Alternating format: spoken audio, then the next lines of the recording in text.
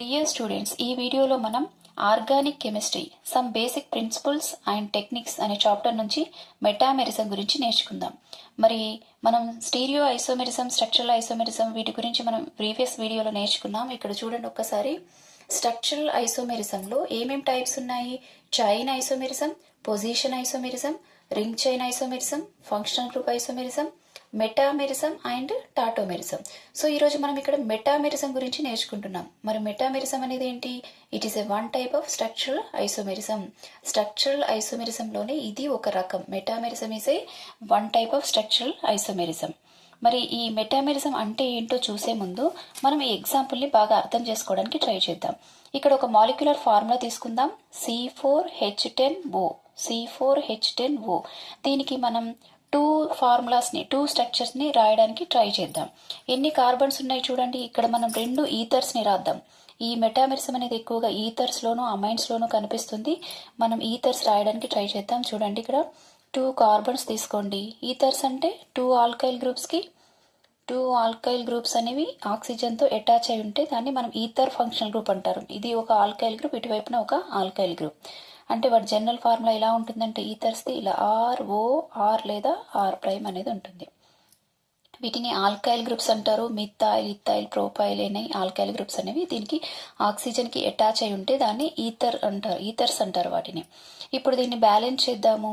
ఏమవుతుంది? ఇక్కడ only 1 bond కనిపిస్తుంది కాబట్టి ఇక్కడ ఎన్ని హైడ్రోజన్స్ వస్తాయి? CH3. 1 2 hydrogens, 2 bonds plus 2 hydrogens. మొత్తం కార్బన్ చుట్టూ 4 బాండ్స్ ఉండాలి. 1 2, ఇంకా మిగతా 2 ఏంటి? హైడ్రోజన్స్. ఇక్కడ కూడా 1 బాండ్ కనిపిస్తుంది కాబట్టి ఇంకా 3 బాండ్స్ ఏంటి? హైడ్రోజన్స్. ఇప్పుడు చూడండి, 1 2 3 4 కార్బన్స్ అంటే C4. హైడ్రోజన్స్ చూడండి, 3 4 5 6 7 8 9 10 H10O. దీని యొక్క మాలిక్యులర్ ఫార్ములా ఏంటి? C4H10O. ఇప్పుడు మనం ఇదే మాలిక్యులర్ ఫార్ముతో ఇంకొక కాంపౌండ్ని ట్రై చేద్దాం. ఈ విధంగా ఇప్పుడు కూడా కార్బన్స్ ఎన్ని ఉన్నాయి? 3 కార్బన్స్ ఉన్నాయి.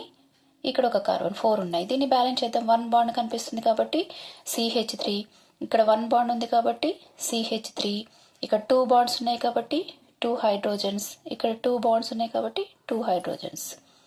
సో ఇది మిథైల్ గ్రూప్. ఇక్కడ ఏంటి? ఈథ్ ప్రో. దీన్ని ప్రొపైల్ గ్రూప్ అంటారు. C3H7 అని రాసినా సరే, లేదంటే CH2 CH3 ఇలా వచ్చినా సరే దీన్ని ఏమంటారు? Propyl group. 1 కార్బన్ ఉంటే మిథైల్, 2 కార్బన్స్ ఉంటే ఇథైల్, 3 కార్బన్స్ ఉంటే ప్రొపైల్ గ్రూప్ అనాలి. సో ఈ విధంగా ఆక్సిజన్కి 2 ఆల్కైల్ గ్రూప్స్ అటాచ్ అయి ఉంటే వీటిని ఈథర్స్ అంటారు.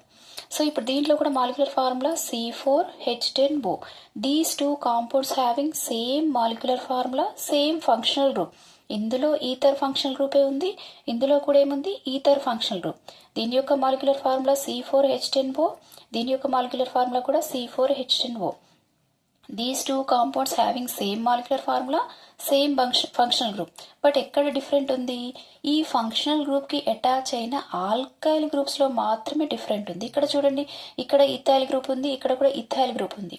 కానీ ఇక్కడికి వచ్చేసరికి ఏమైంది? ఇక్కడ మిథైల్ గ్రూప్ ఉంది, ఇక్కడ ప్రొపైల్ గ్రూప్ ఉంది. అంటే but differ in the arrangement of alkyl groups around a polyvalent functional group.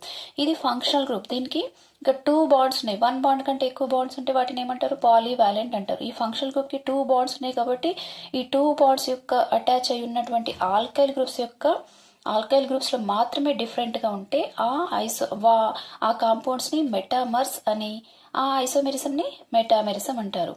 So metamerism is a one type of structural isomerism. The carbon compounds having same molecular formula, same functional group. Same molecular formula, same functional group. ఇది ఈథరే, same functional group. But differ in the arrangement of alkyl groups around a polyvalent functional group. ఈ functional గ్రూప్స్లో మాత్రమే వీటిలో ఉన్న alkyl గ్రూప్స్లో మాత్రమే డిఫరెంట్గా ఉంటే వాటిని మెటామర్స్ అని, ఆ ఐసోమెరిజంని మెటామెరిజం అంటారు. వీటికి ఎగ్జాంపుల్స్ ఎక్కువగా ఎందులో మెటామెరిజం కనిపిస్తుంది? ఈథర్స్లోను అమైన్స్లోనూ కనిపిస్తుంది. ఇప్పుడు ఇక్కడ చూడండి, ఇప్పుడు వీటి యొక్క IUPAC నేమ్స్ రాయడానికి ట్రై చేద్దాం. మనం ఇంతకుముందు ప్రీవియస్ వీడియోలో నేర్చుకున్నాం. ఈ 2 సేమ్, ఇక్కడ ఇథైల్ గ్రూపే ఉంది, ఇక్కడ ఇథైల్ గ్రూపే ఉంది కాబట్టి ఒక ఇథైల్ గ్రూప్ని ఆక్సిజన్తో కలిపేస్తే దీన్ని మనం ఏమంటాము? ఈథాక్సీ గ్రూప్ అనాలి. ఇథైల్ గ్రూప్ని ఆక్సిజన్ కలిపేసి ఈథాక్సీ. ఈ ఆల్కైల్ గ్రూప్కి ఏమనాలి, ఏన్ అని పెట్టాలి. ఇది ఈథైల్ గ్రూప్ కాబట్టి ఈథైల్కి ఏన్ పెడితే ఏమవుతుంది, ఈథేన్. ఈథాక్సి ఈథేన్. ఎప్పుడు కూడా ఈథర్స్ని ఎలా పలకాలి, ఆల్కాక్సి ఆల్కాక్సి ఆల్కేన్ లాగా రాయాలి ఐయుపిఎస్సి నేమ్స్. సో ఇక్కడ ఈ ఇథైల్ గ్రూప్ ఉంది కాబట్టి ఆక్సిజన్ కలిపితే ఏమైంది, ఈథాక్సి. అండ్ ఇది ఇథైల్ గ్రూప్ ఉంది, ఏన్ పెడితే ఈథేన్ అయ్యింది. ఇప్పుడు మరి దీనికి ట్రై చేద్దాం. దీని యొక్క నేమ్ ఏమవుతుంది, ఇక్కడ 1 కార్బన్ ఉంది, ఇక్కడ 3 కార్బన్స్ ఉన్నాయి. అంటే తక్కువ కార్బన్స్ ఉన్నదాన్ని ఎప్పుడు కూడా ఆక్సిజన్ కలపాలి. ఇక్కడ 2 సేమ్ ఉన్నాయి, ఇక్కడ 2 కార్బన్స్ ఉన్నాయి, ఇక్కడ 2 కార్బన్స్ ఉన్నాయి కాబట్టి ప్రాబ్లం లేదు. కానీ ఇక్కడ ఏమైంది, ఒక కార్బన్ ఉంది, ఇక్కడ వచ్చేసి 3 కార్బన్స్ ఉన్నాయి. అలాంటప్పుడు మనం ఏం చేయాలి, తక్కువ కార్బన్స్ ఉన్నదాన్ని ఆక్సిజన్ కలిపిస్తే, ఇది మిథైల్ గ్రూప్ కదా, మిథైల్ని ఆక్సిజన్ కలిపేస్తే ఏమవుతుంది, మీథాక్సి. ఇది ప్రొపైల్ గ్రూప్ కదా, దాన్ని ఆక్సిజన్ కలిపేస్తే ఏమవుతుంది, ఏన్ పెడితే ఏమవుతుంది, ప్రోపేన్. సో దీని పేరేంటి, methoxy propane. This is about the metamerism.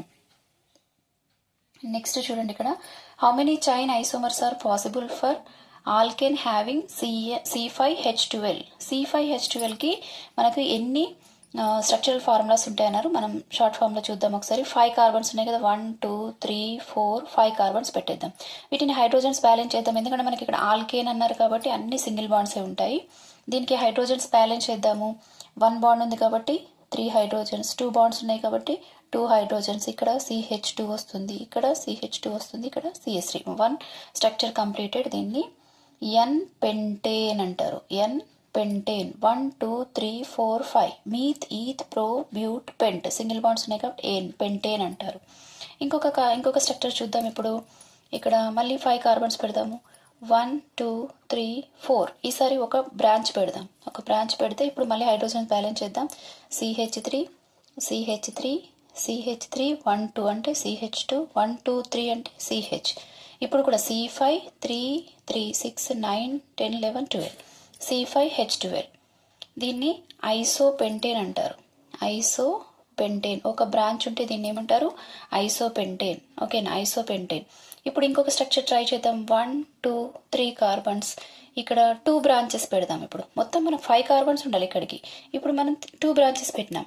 ఇప్పుడు ఈజీగా బ్యాలెన్స్ చేద్దాం. ఇక్కడ 1 బాండ్ ఉంది కాబట్టి 3, 1 బాండ్ ఉంది కాబట్టి 3, ఇక్కడ 3, ఇక్కడ 3. అంటే ఎన్ని కార్బన్స్ అయినాయి, 1 2 3 4 5 కార్బన్స్ అయినాయి. హైడ్రోజన్ 3 × 4 ఎంత, 12. C5H12. మాలిక్యులర్ ఫార్ములా అన్నిటికీ ఏముంది, C5H12 ఉంది. వీటన్నిటిలో కూడా సింగిల్ బాండ్సే ఉన్నాయి. అంటే ఇవన్నీ కూడా ఏంటి, ఆల్కేన్స్. మరి ఎన్ని ఫార్ములాస్ వచ్చినాయి, ఎన్ని స్ట్రక్చర్స్ వచ్చినాయి మనకి, 1 2 3. క్వశ్చన్ ఏం అడిగారు, how many chain isomers are possible అన్నారు. ఎన్ని చైన్ ఐసోమర్స్ ఎన్ని వచ్చినాయి, 3 వచ్చినాయి. అవేమేంటి, ఎన్ పెంటేన్, ఐసోపెంటేన్. దీనిని నియోపెంటేన్ అంటారు. ఏమంటారు, నియోపెంటేన్.